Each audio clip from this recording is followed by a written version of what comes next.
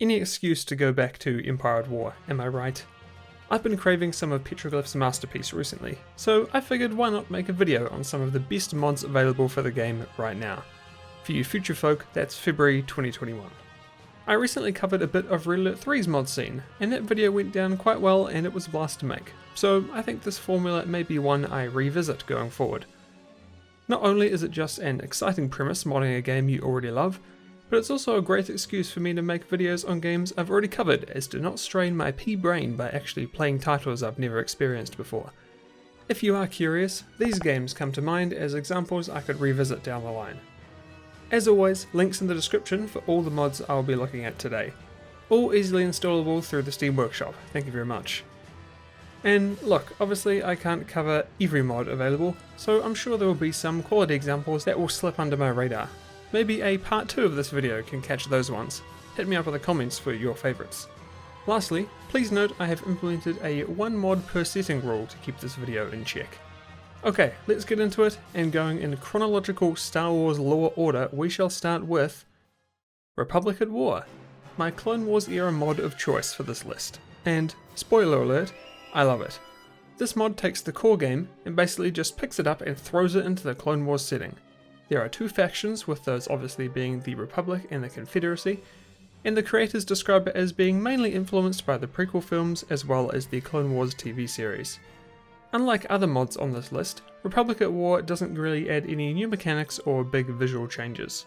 It's mainly content based, shipping also with some AI improvements and other minor changes. As for development, there's been a few major releases over the years, and the team is still working on updates and further content expansions, so there's a lot to be excited about. Okay, so hot take. While new mechanics and interface changes are exciting and certainly welcome, sometimes it's nice to have something a bit simpler, without any sort of learning curve. And to me, that's what Republic at War is. It basically plays exactly like a base Empire at War, just with a new setting and all new units, which all look great by the way. And that's not to downplay the undeniable amount of work that's gone in to put this thing together either. I honestly just think that's why I like it so much. In the future I'll be trying some other Clone Wars mods like Fall of the Republic, and perhaps they will sway me with more than what I've been exposed to here. But for now, Republic at War is dope, and I've had a great time playing it. Little plug here to the second channel where I gave some early impressions on this mod a week or so ago. Go and check it out if you're interested in that kind of off-the-cuff content. Right, I need to be careful not to talk too long on each of these or we'll be here all day, so let's get on to the next one. Empire at War Remake is the mod you get if you love everything about stock Empire at War, and just want more. More what, you ask? Well, everything really, plus a mod on coated paint. While it is still actively being worked on, it's in a perfectly complete state with version 3.3.0, plus a couple of hotfix updates after that. The goal here is, according to the developers, to bring Empire at War into the modern day, while still maintaining the core design philosophy of the base game. There's new units, much improved graphics, deeper gameplay and new mechanics, a fresh UI, new sound effects, maps and more. Like I said, basically everything. And upon playing, it immediately feels entirely fresh, while still clearly being Empire at War, as odd as that sounds. On the surface, the graphical changes really stand out and I absolutely love the look of it. The UI is clean and easy to read, which is an impressive feat considering how much new stuff there is down in your main toolbar. The new units slot into the Empire and Rebellion rosters cleanly, and I love seeing these new designs take part in the glorious space battles we know and love. All these new additions look and sound just as good as anything else in the game too, probably better to be honest. Even the ground battles have been improved, though I don't think anyone noticed. Does anyone play those? Joking. Aside from the new content, visual prowess is where this mod really shines for me. The new effects are stunning. I love this homeworld style trajectory, I love the camera angle, I love the ship stats on their info cards, I love the economy rebalance, I could keep going. Empire at War Remake looks and plays great. Its future looks bright too. On the horizon there are more updates, with version 4 looking to be coming soon with some huge changes to space combat and station building, which sounds awesome, and I will be certainly trying that out once it's available. Maybe it'll even earn a full mod review video, how about that?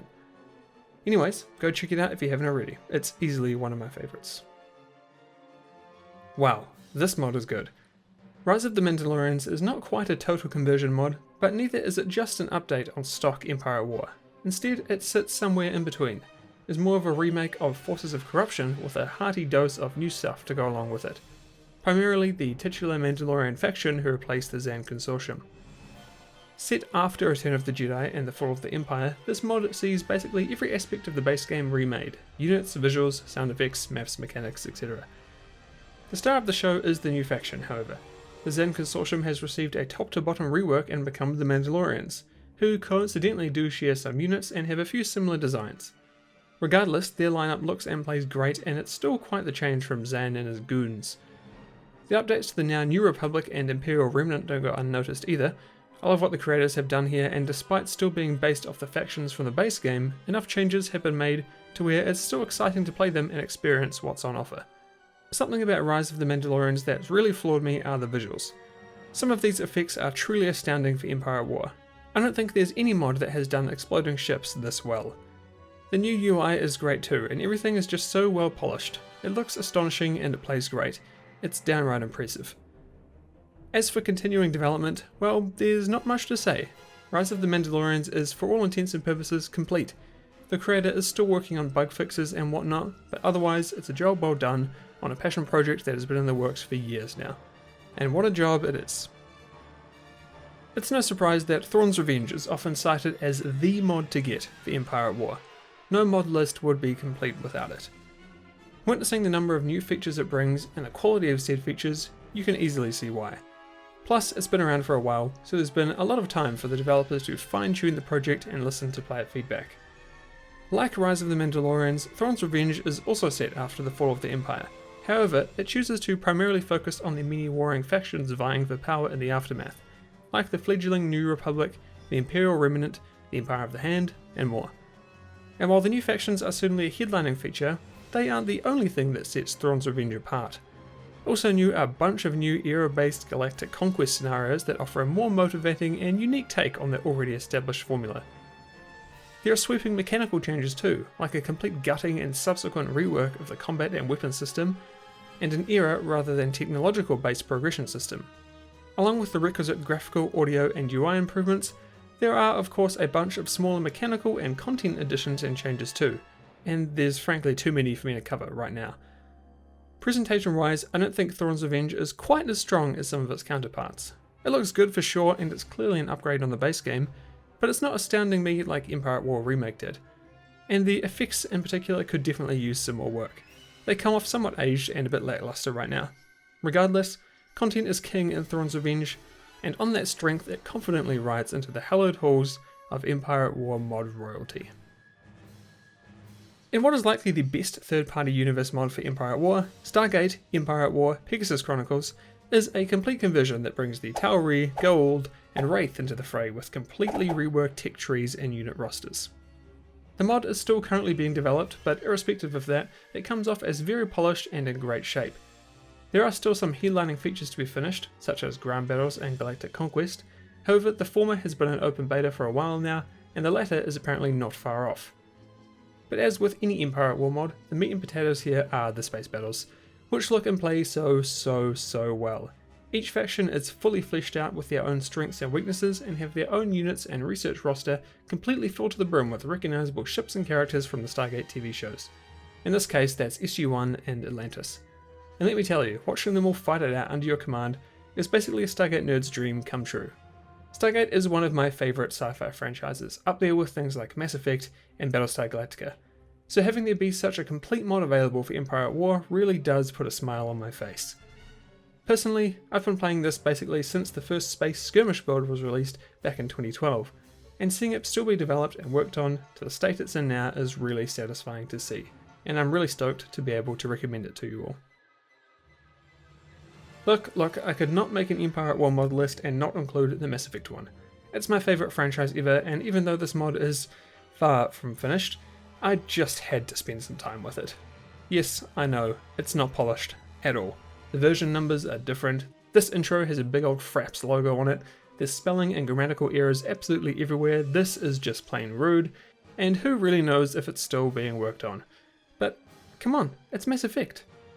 The ships look great, the effects are pretty good for the most part, and despite not having any animations or being nearly as powerful as they should be, controlling a pack of Reapers hunting for Alliance or Cerberus frigates is pretty darn cool.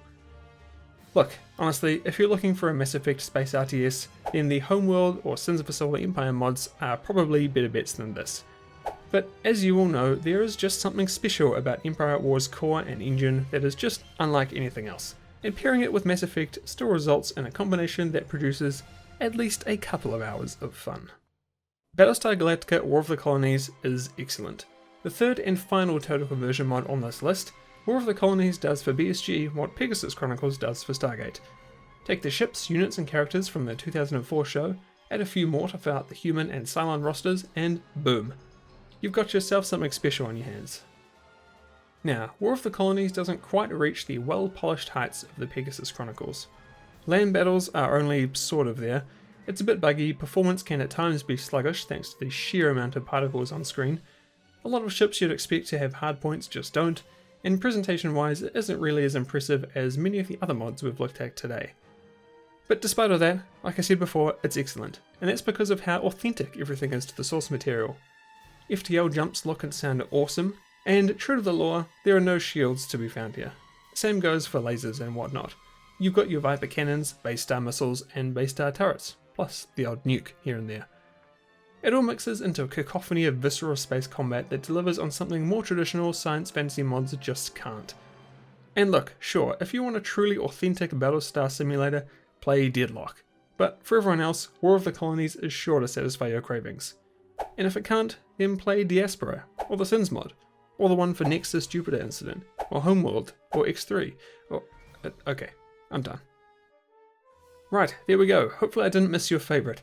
If I did, would you kindly let me know in the comments below so I can have a look at it after the fact, and maybe feature it next time. And if you like this format, let me know that too. I had fun with this and I would love to bring it to other games, so if you've got any that you think might be good examples, like say Red Alert 2 or Oblivion, then please let me know and I will see about covering them in the future. And if you do like what I do here, please consider subscribing and liking the video. And leave a comment for the algorithm too, it loves that. And if you really like my content, consider supporting me via YouTube memberships like these lovely folk here. You can join Chocolate Shake, Dakaya, Crispy Robo Chicken, and Jeremy Elgood, and you get this cool little badge next to your name.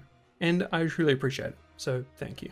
Right, that's it. Follow me on Twitter if you haven't already. Have a great rest of your day, and I'll see you all next time.